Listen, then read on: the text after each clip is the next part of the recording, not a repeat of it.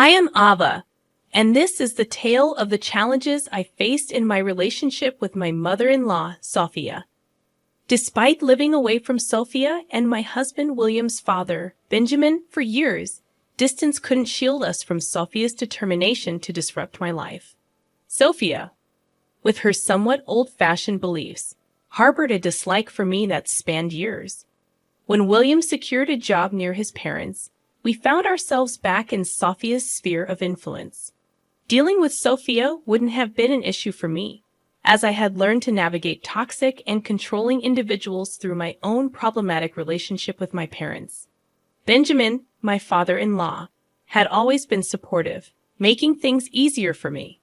The real problem arose when Sophie gained access to my then 9-year-old daughter, Luna. Luna, always affectionate and enjoying family time, only knew Benjamin and Sophia as her grandparents due to our no-contact relationship with my parents. Despite my past issues with Sophia, I set them aside for Luna's sake and allied with her to maintain a healthy relationship with her grandparents.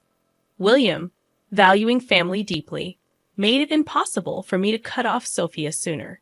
While Benjamin and Sophia were generally affectionate towards Luna, a persistent issue lingered with Sophia. She consistently criticized Luna's diet, claiming that I wasn't feeding her properly. According to Sophia, Luna needed more nuts for protein, accusing me of removing essential nutrients from her meals.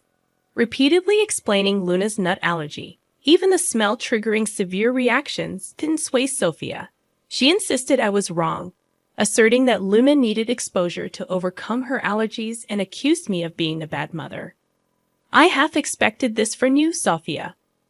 We've consulted with a pediatrician, and Luna receives balanced meals. People won't die if they don't eat nuts. But Luna could face severe health complications if she consumes them, I explained. Despite my efforts and the doctor's advice, Sophia never accepted the logic. She firmly believed that exposure was the best way to eliminate allergies. Exhausted from trying to reason with her, I faced accusations of being a bad mother. Sophia even attempted to convince Luna to eat allergenic foods, but Luna, aware of the consequences, consistently refused, growing increasingly concerned about Sophia's actions. I decided to discuss my concerns with William. I expressed my worry about leaving Luna alone with Sophia, fearing that she might sneak allergens into Luna's food for exposure therapy. Don't be ridiculous, Ava. My mom may be old-fashioned, but she knows her limits. Besides, Dad is always there to intervene in her experiments. Luna loves spending time with her grandparents, and we can't just tell her to stop. William reassured me. But Sophia is not improving her attitude towards Luna's allergies. I am genuinely worried about Luna's safety every time she stays with her grandparents without me. We need to address this. I'm sick with worry, I insisted. Relax, Ava. There's no need to cut off my parents over something so trivial. Luna deserves the love of her grandparents. She's content with them. You know what? Since you're so concerned about Mom, I'll talk to her. I'm sure she'll listen to me. William assured me that he would communicate our concerns to Sophia. His words rang true, considering Luna genuinely loved her grandparents. I couldn't bring myself to tell Luna to stop seeing them. If she had expressed any desire not to see them, I would have respected her wishes. However, I hadn't realized that no one could stop Sophia, not even William, who had failed to change her ways. The turning point came at Luna's 11th birthday party. Benjamin and Sophia were invited, and they promised to attend. Sophia seemed overly excited, and my motherly instincts were on high alert, though I couldn't pinpoint why. Sophia and Benjamin were among the first guests to arrive, surprising me since Sophia usually wanted to spend as little time near me as possible.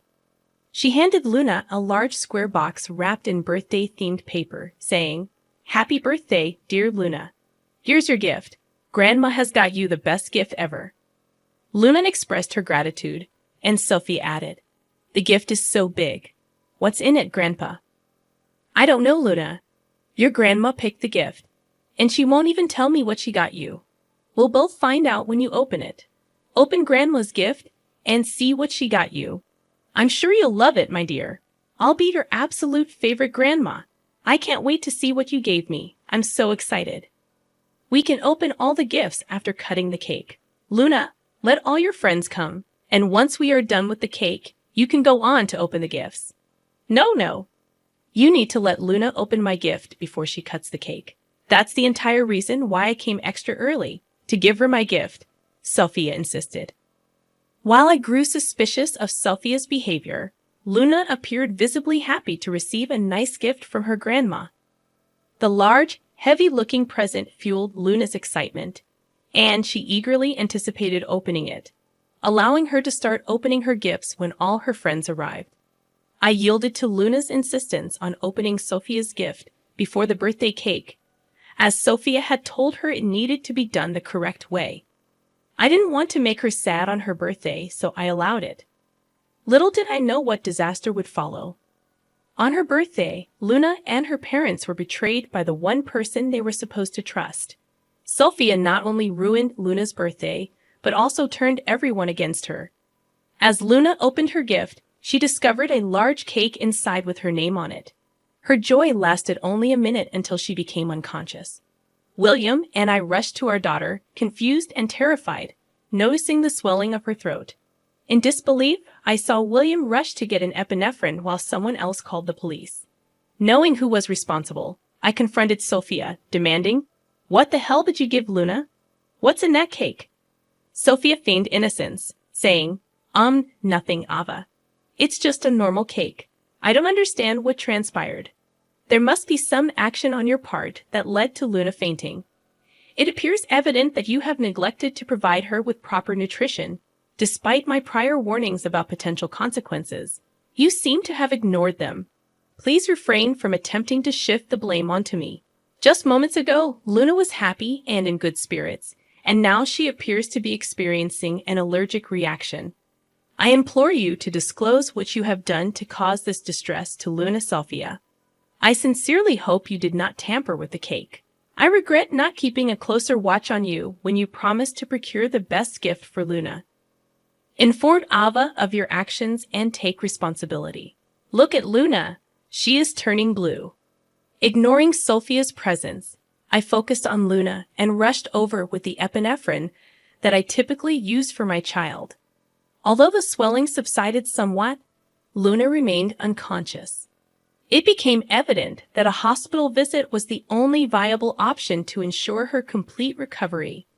The room was filled with palpable concern for Luna. Tears welled up in my eyes, and even William appeared on the verge of tears. Sophia, already in tears herself, seemed somewhat frightened. At that moment, I resolved to dissect the cake and discover its contents. What I uncovered left me utterly shocked to my core. I demanded an explanation from Sophia, questioning her sanity for giving my daughter a cake filled with nuts. I had explicitly warned her numerous times about Luna's nut allergy. Sophia, what is wrong with you? You callously ignored my cautions and included nuts in the cake, jeopardizing Luna's well-being. How could you be so recklessly foolish? My only intention was to safeguard Luna, not to cause her harm. I detested the fact that Ava imposed such strict limitations on Luna's diet. While it's true that she might experience adverse reactions at times, gradual exposure could have been a solution. My frustration erupted when, in response to Ava's actions, I confronted her, exclaiming, "Are you out of your mind? My daughter is allergic to nuts, for God's sake. She could have died from this reaction. Who granted you the authority to unilaterally decide how to handle her allergies? Look at the mess you've caused. I am Luna's grandmother, and I have the right to care for my baby. I assure you she will recover in time. All of you are overreacting, attempting to frighten and punish me for nothing. I bet this is all part of Camilla's plan to tarnish my reputation. Listen to me, Sophia. If things go my way today, you will face severe consequences for your actions. But right now, ensuring my daughter's well-being is my top priority." As I finished expressing my concern, the ambulance arrived with paramedics.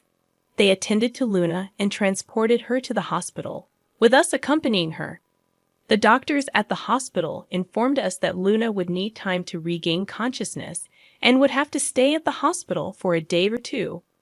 We were emotionally overwhelmed. I found solace in William's comforting arms after breaking down in the hospital. Once composed, I contacted Benjamin to update everyone that Luna was no longer in immediate danger. After hanging up the call, I turned to William and expressed my deep resentment, telling him, "William, I will never forgive Sophia for what happened today. Do you realize that she could have endangered our daughter's life?" William replied, "Ava, I've been contemplating the gravity of the situation. Trust me, it's beyond belief, something I wouldn't have accepted had I not witnessed it firsthand. My mother has transformed into someone so heartless that she's unrecognizable to me now. Sophia orchestrated all of this merely to prove that I am a negligent mother. She feigned concern for our daughter's happiness, but it never occurred to her that she was putting Luna in grave danger. Even after everything unfolded, she persisted in claiming that I had orchestrated the entire incident. Today has been an eye-opener for me, revealing the extent to which my mother is willing to go to tarnish your image. I can't express how deeply sorry I am for not realizing this sooner, and for not taking decisive action to limit her presence in our lives. I feel a profound need to shield Luna from my mother's toxicity. I failed as a husband and an even worse father."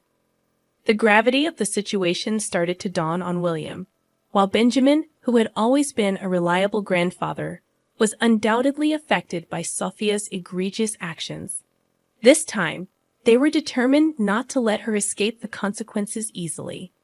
We have come to a pivotal moment where we can no longer turn a blind eye to Sophia's harmful influence. It is clear that her actions pose a significant threat to Luna's well-being, and we cannot allow her to continue wreaking havoc in our lives. Sophia will no longer have a place in our family. We are resolved to protect Luna from any further harm and ensure that she grows up in a healthy and nurturing environment. This may be a difficult path, but for the sake of our daughter's safety and happiness, it is a decision we are committed to enforcing," William declared. Following a profound discussion, my husband and I swiftly reached a decision while Luna was still in the hospital. It was time to return home. Benjamin, Sophia, and a few guests stayed behind seeking updates on the situation, presenting the opportune moment to address Sophia's transgressions. 4 hours had passed since the incident when we arrived home. In the living room, we found Benjamin scolding Sophia, who nonchalantly typed away on her phone.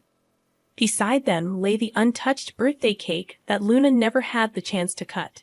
Despite the sight bringing tears to my eyes, I restrained my emotions. As soon as they noticed our presence, Benjamin and Sophia rushed towards us. "I just got an update," I said. "Luna is in good hands, and she'll recover soon, though she's still unconscious. The doctors are optimistic. Thank God, Luna is going to be all right." I was frantic with worry, but it seems there was nothing to be concerned about. It wasn't even a significant issue. Luna will be fine, and her immunity against nuts will improve in no time. Her allergies will become a thing of the past. I told you I know what's best. However, at that moment, William unleashed his anger on Sophia, berating her for everything. Benjamin joined in expressing his disapproval, and the guests, visibly shocked, stared at Sophia with disdain. I, too, was seething with anger. "I've had enough, Sophia," I declared. "We've given you multiple chances to prove yourself, even after your actions led to my daughter being hospitalized. You showed no remorse. This is the final straw. We will never allow you near Luna or our family again. You are banned from this house." Sophia retorted, "You can't dictate where I go. Your son won't cut me off over nothing. I won't let you take away my granddaughter just because we disagree on parenting." "No, Mom," I responded firmly. "You will never come near me or my family again. Dad is welcome here anytime, but you are not. He's the only rational grandparent Luna has. He's made earnest efforts to protect Luna from harm. Today, you sent Luna to the hospital, insisting it was the right decision. I cannot allow someone so callous to be around my daughter." Sophia couldn't fathom her own son turning against her. She placed utmost trust in William to defend her, unaware that he was a reasonable man, not deluded like her. Surprisingly, even the guests began berating her. Sophia found herself cornered with nowhere to go. Not even Benjamin sided with her. In a fit of desperation, she screamed at us, blaming me for intentionally setting her up to humiliate her. "This is your fault, Ava. You've managed to turn everyone against me. I won't forgive you for this. You should be begging for our forgiveness. Your actions have tarnished your own name and taken you away from Luna. You'll never see her again. I'll sue you for grandparents' rights. I'll take you to court, and the judge will grant me visitation. Just wait and see. I won't need anyone in my corner." I responded firmly, "Good luck trying to get grandparents' rights when you're in jail. I bet the judge would find it amusing to have a felon ask for grandparents' rights after endangering her own granddaughter." Sophia protested. "What do you mean, Ava? Why would I go to jail? I haven't done anything wrong." "Haven't you? What you've done is a crime, Sophia. You can be arrested by the police for knowingly exposing a child to allergens. It's considered a form of poisoning. Perhaps you weren't aware, but William and I know. We've already called the police on you. Here they are. They're coming to arrest you." In denial, Sophia retorted, "No, you're lying. This can't be happening. You can't get me arrested for this." Sophia's panicked expression revealed her desperation as she pleaded with us to drop the charges. Tears streamed down her face, and she descended into hysterics. Just then, 2 officers entered and informed her that she was under arrest. Desperately, she clung to our hands, begging us not to send her to jail.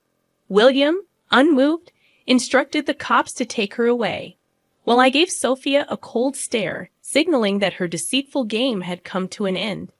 In a last-ditch effort, she turned to Benjamin for help, imploring him to intervene. "Benjamin, do something, please. You can't just let your wife get arrested like this," she pleaded. Benjamin, however, stood firm, declaring, "When my wife has done something truly horrifying and shown no remorse for it, I will not protect her. For years, I've warned you to amend your ways, and you never listened. Today, you put my only granddaughter in danger. I was only trying to protect her, not realizing it would hurt her so badly. Please, Benjamin, I am your wife. You need to help me," Sophia begged.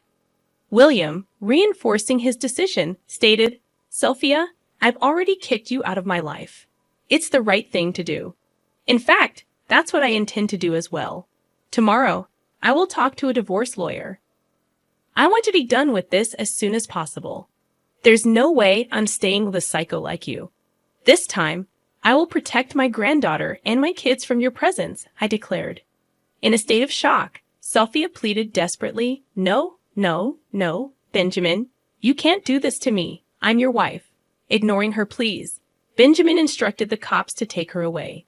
Sophia continued crying and begging for help, bringing a tumultuous end to an event that had long concluded. A sense of tranquility settled within me as William, Benjamin, and Annette returned to the hospital after the departure of the remaining guests. The others, clearly upset with Sophia's actions, pledged to inform everyone about her reprehensible behavior. The following day, our little daughter Luna woke up showing considerable improvement. However, she displayed an intense fear of Sophia. Luna cried, imploring us to keep her away from her grandmother, recounting how Sophia had frequently tried to force her to consume allergens. Addressing Luna's fears, we assured her that her grandma would never hurt her again. We made a solemn promise that Sophia would no longer be a part of our lives, emphasizing Luna's love for her grandpa, who would continue to be a supportive presence. Luna, still traumatized by the recent events, expressed her aversion to Sophia. To assist Luna in processing her emotions, we enrolled her in sessions with a child therapist. Concurrently, William and I began couples therapy to enhance our communication as a family. The support of Benjamin played a crucial role in our collective healing, and we witnessed significant improvements, fostering a stronger bond among us. Meanwhile, Sophia's life took a swift downturn after the incident. Her actions had consequences, and the repercussions of her behavior became evident in the rapid decline of her circumstances. Once Sophia's own family discovered her reprehensible actions, they scolded her and promptly severed ties with her. Even her friends, repulsed by her behavior, distanced themselves from her. Faced with the consequences of her actions, Sophia found herself in a desperate situation, crying and pleading with everyone for bail money. Unsuccessful in garnering support, Benjamin filed for divorce the very next day, and Sophia was served with legal papers while still in jail. Sophia's descent into turmoil accelerated upon receiving the divorce papers in her holding cell. She unleashed a torrent of screams. In the following months, Benjamin successfully secured a straightforward divorce, capitalizing on the adult state laws, with the police report serving as a damning testimony. Simultaneously, our legal pursuit against Sophia unfolded. Although she was expected to compensate us for Luna's medical bills, her lack of resources led to a lengthy sentence as the judge ruled against her. Additionally, we obtained restraining orders to ensure her distance from our family. Confident that Sophia would not have the opportunity to approach us again, we remained vigilant. However, in the unlikely event that she attempts to breach the boundaries, she should be prepared to face the unwavering protection of Mama and Papa Bear, who are resolute in doing anything necessary to safeguard Luna.